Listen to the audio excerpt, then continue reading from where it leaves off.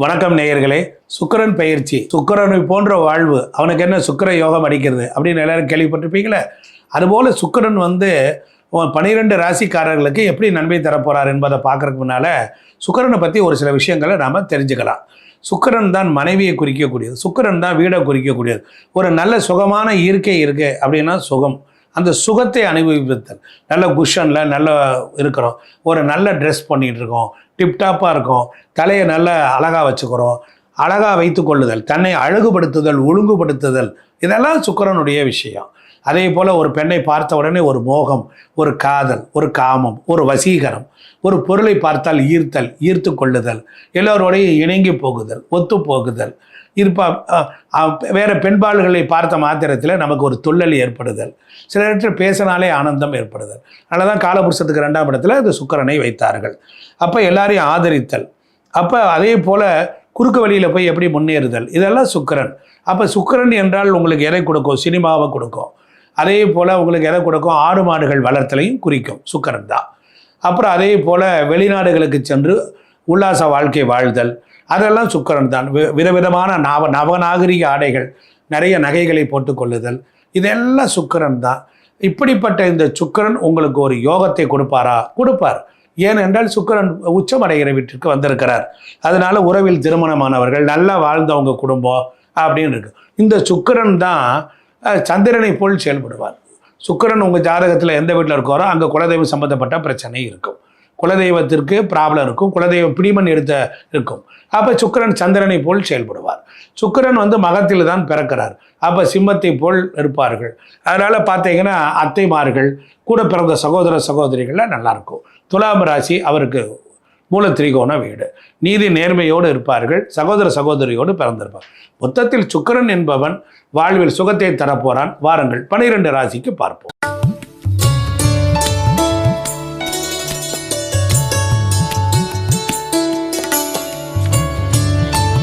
ஸ்ரீ குருப்யோ நமக. வணக்கம். அருட்பெருஞ்சோதி, அருட்பெருஞ்சோதி, தனிப்பெரும் கருணை, அருட்பெருஞ்சோதி. மிதுன ராசி அன்பர்களுக்கு காற்று ராசி, இரட்டைப்படை ராசி, அதே போல் அறிவாளிகள் நிறைந்த நல்ல கல்வி, நல்ல பாண்டித்தியம், ப்ரெசன்ஸ் ஆஃப் மைண்டு உள்ள இந்த மிதுன ராசி அன்பர்களுக்கு இந்த சுக்கிர பயிற்சி உங்களுக்கு எப்படி இருக்கும்?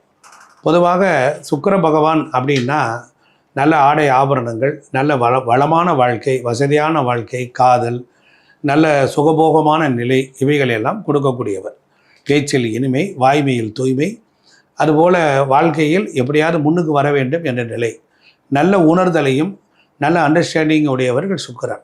அப்போது உங்களுக்கு மிதுன ராசிக்கு எடுத்துக்கொண்டால் உங்களுக்கு பஞ்சமாதிபதி 5 குடையவரே சுக்கிரன் தான். அப்போ 5, 12 குடையவர் சுக்கிரன். அப்போ சுக்கிரன் அப்படிங்கும் போது மிதுனத்துக்கு உங்களுக்கு ஒரு வகையில் மறைமுகமான லாபங்களை தருவார். மறைமுகமான லாபம், அது என்ன மறைமுகமான லாபம் அப்படின்னு எடுத்துக்கிட்டால், இந்த சுக்கிர பகவான் மீன ராசியில் உச்சம் அடைகிறார். நல்லா கவனிக்கணும். மிதுன ராசி அன்பர்களுக்கு பஞ்சமாதிபதி உச்சம். அப்போ 5ஆம் இடம் என்பது அறிவு, புத்தி, மனம், பணம் சம்பாதிக்கக்கூடிய வழிமுறைகள், காதல், விளையாட்டு, சந்தோஷம். அது மட்டும் இல்லாமல் உங்களுக்கு இனிமையாக, குளுமையாக, நல்ல ஆடைகளோடு ஒரு சுகவாசியாக இருக்கக்கூடிய ஒரு அற்புதம். பொதுவாக சினிமா கலைஞர்களுக்கெல்லாம் இந்த காலகட்டம், சினிமா, அரசியல், அதுபோல் கலை, இது போன்ற உள்ளவர்களுக்கெல்லாம் மிதுனராசி அன்பர்களுக்கு வெற்றி மேல் வெற்றி கிடைக்கும். 30 நாட்களில் ஒரு நல்ல வாய்ப்புகள்லாம் உங்களுக்கு கைகூடி வரும். அப்போ உங்களுக்கு வெற்றிக்குரிய சுக்கிர பகவான் உச்சம் அடைந்தார். 10ல் போய் உச்சம் அடைகிறார். 10ஆம் இடம் என்பது ஜீவன கர்ம தொழில் ஸ்தானம். அப்போ பூரம், பூராடம், பரணி இந்த நட்சத்திரங்கள் 6 வயசில் வரும். அப்போ பூரம் நட்சத்திரம் என்பது மிதுனத்திற்கு 3ஆம் இடம், சிம்மம். அப்போ பூர நட்சத்திரத்தினுடைய அந்த 3ஆம் இடம், அங்கே சூரியன் ப்ளஸ் கேது, சூரியன் சுக்கிரன், சூரியன் ப்ளஸ் சூரியனாக இருக்கிறார். அப்போ உங்களுக்கு நல்ல வளர்ச்சி இருக்கும். சுக்கிரன் தன்னுடைய உச்சத்தை சிம்மத்தில் உள்ள பூரத்திற்கு தருவார். மகத்தில் தான் சுக்கிரனை பிறந்தார். அதனால் சூரியன் என்பது உங்களுக்கு வெற்றியை கொடுக்கக்கூடியவர். அரசாங்கத்தில் வெற்றி, தொட்டதெல்லாம் வெற்றி. அப்போ ஒரு கிரகம் உச்சமடைந்தால் அதனுடைய பங்கை அவைகள் நட்சத்திரங்களுக்கும் ஆதிபத்தியங்களுக்கும் அவர் பிரித்து கொடுப்பார். அப்போ 3 மாறி அவர் 10ல் உச்சமடைந்தால் எப்படி இருக்கும்? கிட்டத்தட்ட தொட்டதெல்லாம் வெற்றி, தைரியம், வீரியம், விஜயம். ஒரு சில பேருக்கு நல்ல குழந்தை பாக்கியம் மாதிரி உண்டாகும். ஒரு சில பேருக்கு பயணங்கள், ஒரு சிலருக்கு இடமாற்றங்கள், ஒரு சில பேருக்கு தொழிலில் மறைமுகமான பதவி உயர்வு, அதன் மூலியமாக பணம் கூடுதல். இப்போ சுக்கிரன்னா பணத்தை குறிக்கக்கூடியவர், செல்வத்தை குறிக்கக்கூடியவர். சுக்கிரன்னா சுகபோகத்தை கொடுக்கக்கூடியவர், ஆனந்தத்தை கொடுக்குறவர், கஷ்டத்தை கொடுக்க மாட்டார். அப்போ 3ஆம் வீட்டின் 3 கூடியதில் 8ஆம் இடத்துல போய் உச்சமடைகிறார். பூர நட்சத்திரத்துக்கு 8ஆம் இடத்துல தான் சுக்கிரன் உச்சமடைகிறார். அப்படி இருக்கும் பொழுது என்ன ஆகும்? மற்றவர்களை விட ஓவர்டேக் பண்ணி கொண்டு போவது, இடமாற்றம் அடைவது, இதிலெல்லாம் நன்மை உண்டாகும். ஆனால் சகோதரர்களுக்கு, மிதுன ராசி அன்பர்களுக்கு சகோதரர்களுக்கு ஒரு இடமாற்றம் உண்டாகும், ஒரு வலி வேதனை உண்டாகும், ஒரு நெருக்கடியான சூழல் உண்டாகும். அவர்களுக்கு, உங்களுடைய சகோதரர்களுக்கு அவங்களுக்கு எடுத்துக்கொண்டார் என்றால் தொழிலில் கொஞ்சம் சிரமமான காலகட்டமாக இருக்கும், உறவுகள் வகைகளில். அதே போல் மிதுன ராசி அன்பர்களுக்கு 4ஆம் இடத்திற்கு 7ல் உச்சம் அடைவதனால், 4 என்பது தாயை குறிக்கும், சொத்தை குறிக்கும், சுகத்தை குறிக்கும், வருமானத்தை குறிக்கும், நல்ல வெற்றியை குறிக்கும், நல்ல நாலேஜை குறிக்கும்.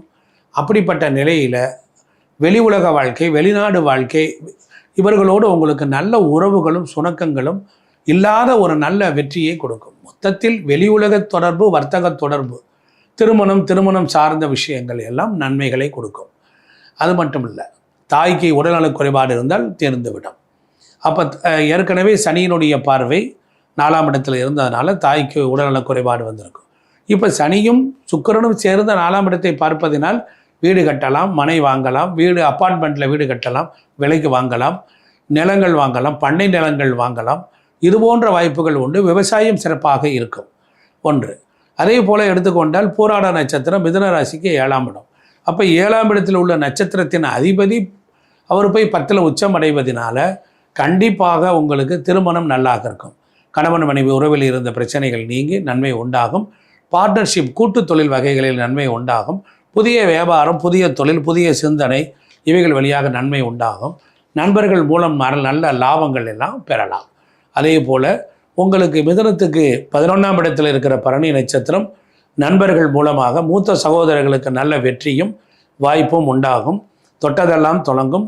வாழ்க்கையில் இது போன்ற ஒரு நல்ல அனுகூலமான வாழ்க்கையை இந்த 30 நாள் மீனத்தில் சுக்கிரன் ட்ராவல் பண்ணும் பொழுது கண்டிப்பாக உண்டு. அது உங்களுக்கு ஒரு கோல்டன் பெர்ஃபார்மன்ஸ் கொடுக்குற மாதிரி. அதனால் இந்த மாதிரி ஒரு லைஃப்பில் ஒரு பீக்கில் போகக்கூடிய வாய்ப்பு.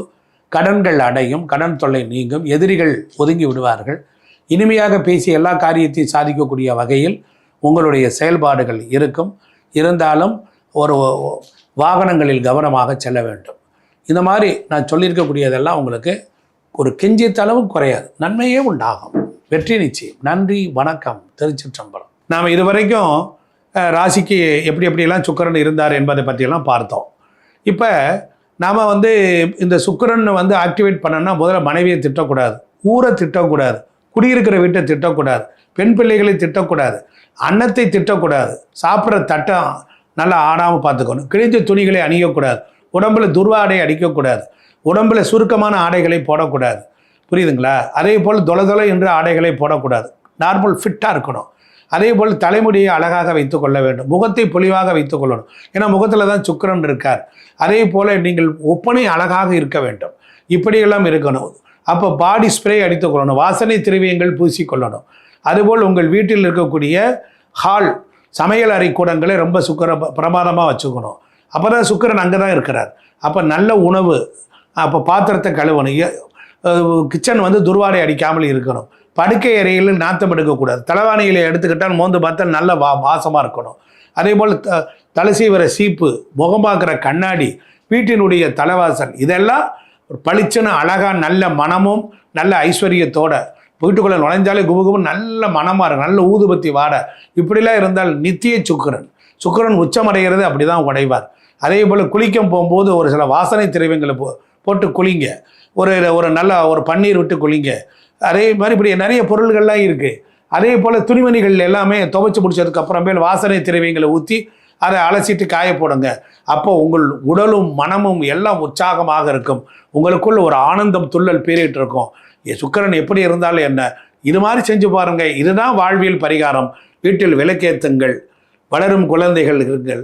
நம்மை சுற்றிலும் உள்ள நம்ம வீடு, நம்ம வாசல் புறம், கொல்லப்புறம், முன்புறம், பின்புறம் எல்லா இடங்களிலும் பரிசுத்தமாக இருந்தால் அஷ்டலட்சுமி கடாட்சம் உங்களுக்குள் இருக்கும். சுக்கிரன் உச்சம் அடைவதை உங்களை உயர்த்தத்தான். சந்திப்போம், சிந்திப்போம். நன்றி, வணக்கம்.